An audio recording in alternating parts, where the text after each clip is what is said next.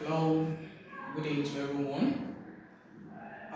Today, this will be another video on the new topic we've been discussing about, which is nature of matter.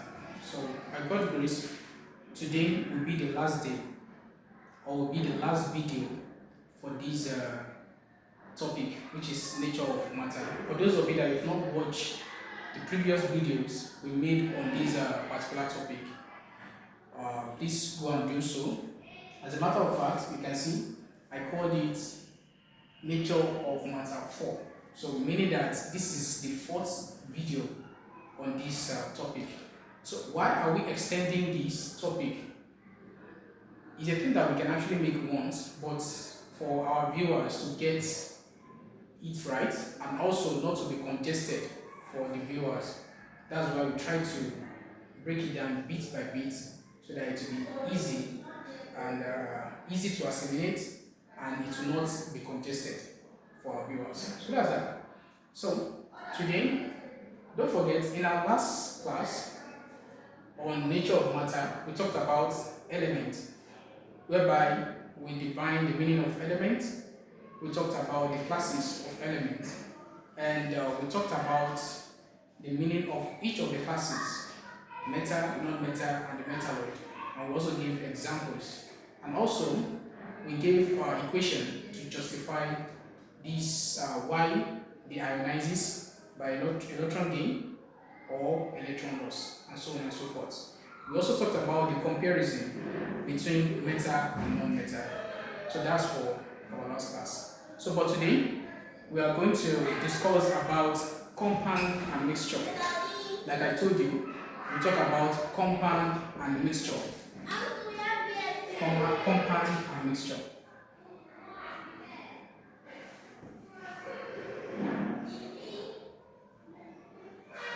So that's that, compound and mixture. So in this video, we'll talk about the meaning of compound, we'll give examples of compound, and also we'll talk about the meaning of mixture.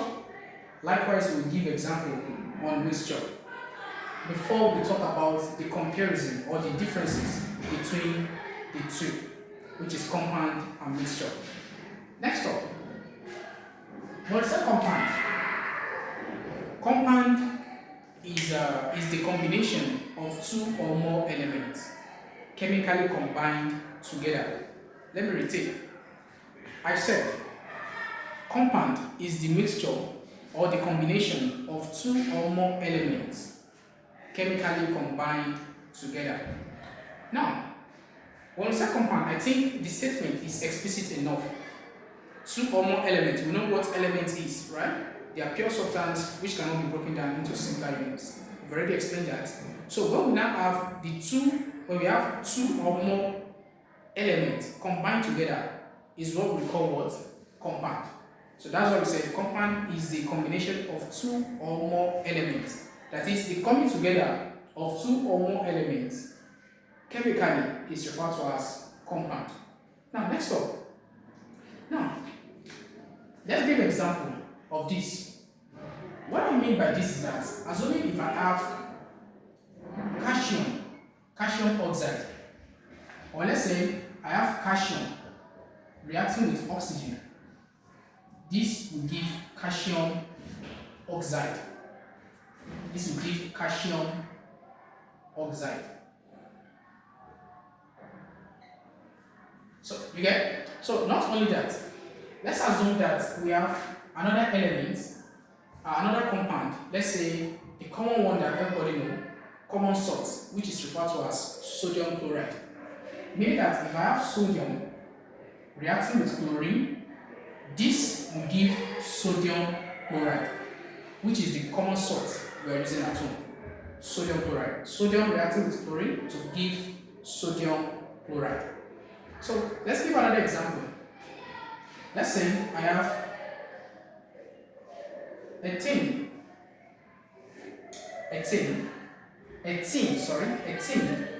reacting with hydroxide. A tin reacting with hydroxide to give C2H5OH. So this is referred to as ethanol. This is referred to as ethanol. So meaning that if you have ethene reacting with hydroxide, it will give us what we call ethanol. So ethanol is an example of compound. So another one, the last one I will give, we have a lot of examples.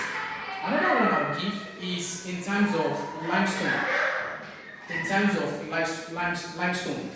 When I say limestone, limestone is also referred to as calcium trioxocarbonate 3. That's is one of the substances they use in production of cement. Yeah. So meaning that if I have what? If I have, let's say I have calcium oxide reacting with CO2. Calcium oxide reacting with CO2. This will give calcium trioxocarbonate 4. Calcium trioxocarbonate 4. So this compound reacting with this to give what? To give this. Right? This is a simple compound to become what? To become calcium trioxocarbonate 3. So as you can see, you'll notice that all these are examples of compound that we've talked about. Now, they may ask you, okay, we said calcium oxide is an example, sodium chloride is an example of compound, ethanol is an example of a compound. Don't forget, this can also be written as this. So don't get it twisted. If you see something like this, C2H6O, so it's the same thing, right? Ethanol can be written like this or this, right? So we're not going there. So ethanol, then calcium trioxocarbonate 3, carbonate 4, which is also known as limestone, right? So all these are examples of compound. Now they may now ask you, what are the component elements of the compound?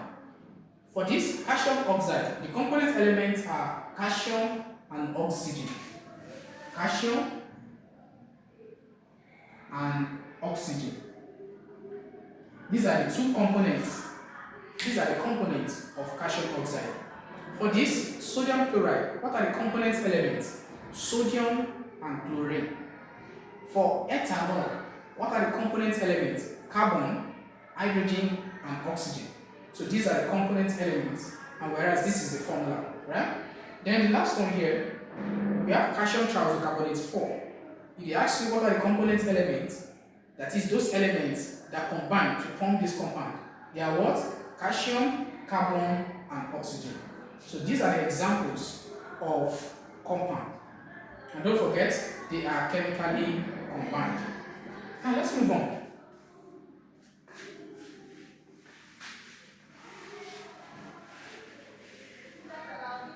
Let's talk about mixture. When we say a mixture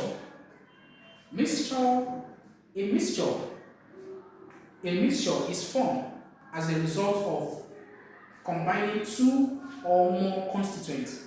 That is, a mixture is the combination, or is the mixture is the combination of two or more constituents. Meaning that if I have two or more constituents, it will give what we call mixture. And this can actually be separated by physical means. Let me recap. I said a mixture is the combination of two or more constituents physically, which can be separated by physical methods or means. So what's that? Let's give examples of this. An example of mixture, let's say air. So let's say air. So air comprises of different components. As a matter of fact, air comprises of oxygen, it comprises of nitrogen,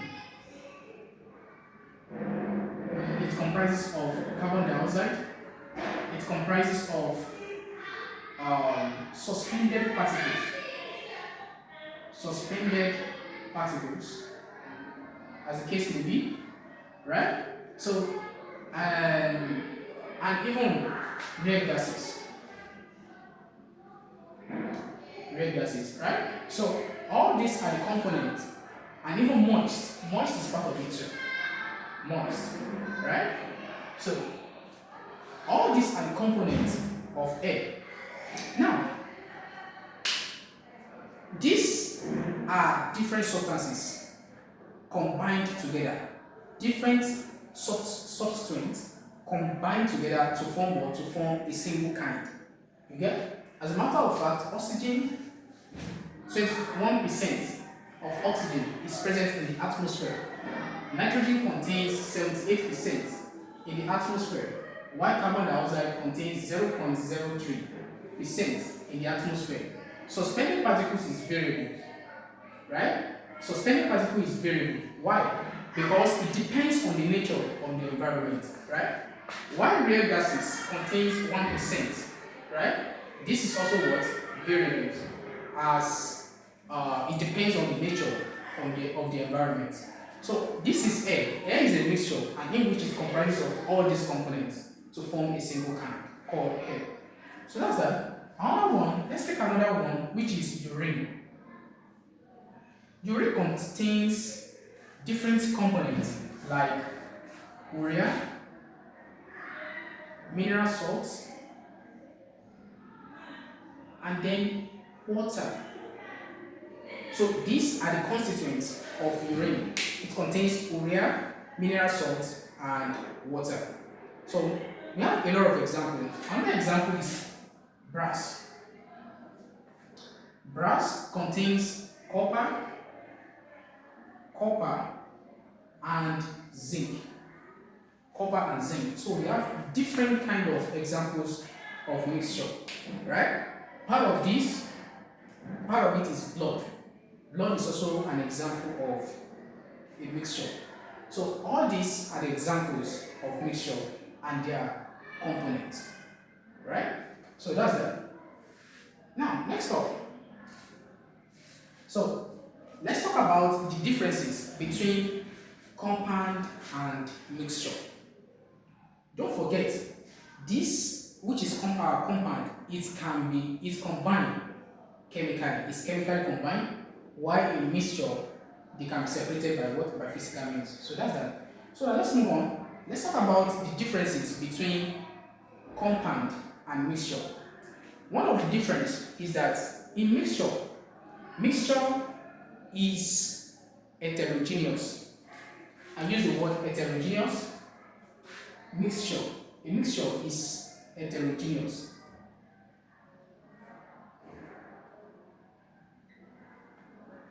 We have something we call homogeneous too. I think I've explained this in one of our classes, right? So we said a mixture is heterogeneous. While compound is homogeneous. I'll explain that. When I say something is heterogeneous, it means it comprises of different kinds, right? But when I say something is homogeneous, it contains of what? It contains or consists of one kind. So that's that. When we're talking about compound, I said the combination of two or more elements, whether it is two or three, it comprises of only elements, only one kind. Just like the example we've given here. Calcium reacting with oxygen to give what? Calcium oxide. Calcium, what's the calcium? What is calcium? Calcium is an element. What is oxygen? Is an element. So it is only one kind, right? But in terms of mixture, which is heterogeneous, air that we talked about comprises of elements, it comprises of particles. You get? It comprises of moist too, in which there are different components. They are not of the same kind. So likewise these two, urea, mineral salt, and water. Urea is a solid substance, right? So mineral salt is different from what? From urea. Likewise water is also different too. So they are different combination, like different source of substance. So that's that. Now, so that's another difference. That's one of the differences between compound and mixture. So compound is homogeneous, while mixture is heterogeneous. That's one. Then another one is that compound can be the mass compound substances compound substances can be mixed. Let's say compound. Let me just put it in a simple way. In terms of mixture, let me come up with mixture first. In terms of mixture, mixture substances can be combined in the same ratio by mass. In compound, the substances can be combined in the same ratio by mass. While in terms of compound, there is nothing like that. The substances, right? The substances has to combine in the same ratio by mass. Let me explain this. For example, for mixture, I actually stated the percentage by mass of all the component of these component elements. Oxygen, I told you that is 21%. Nitrogen is 78%. Carbon dioxide is 0.03%. Suspended particles is variable. Real gases is 1%. White mass is variable. If you check all this now, they are of different percentage by mass, right? But in terms of compound, if calcium exhibits 50%, oxygen must also exhibit 50%. So they must have the same percentage or the same ratio by mass. So that's why I said in mixture, the substances are combined in the same ratio by mass. While in compound, they exhibit the same ratio by mass. So that's that. Now let's talk about another difference. One of the difference is that in compound, the substances or the elements are combined chemically. Why? That is, they are combined chemically. But for mixture, they are separated physically. Right? They are separated by physical method.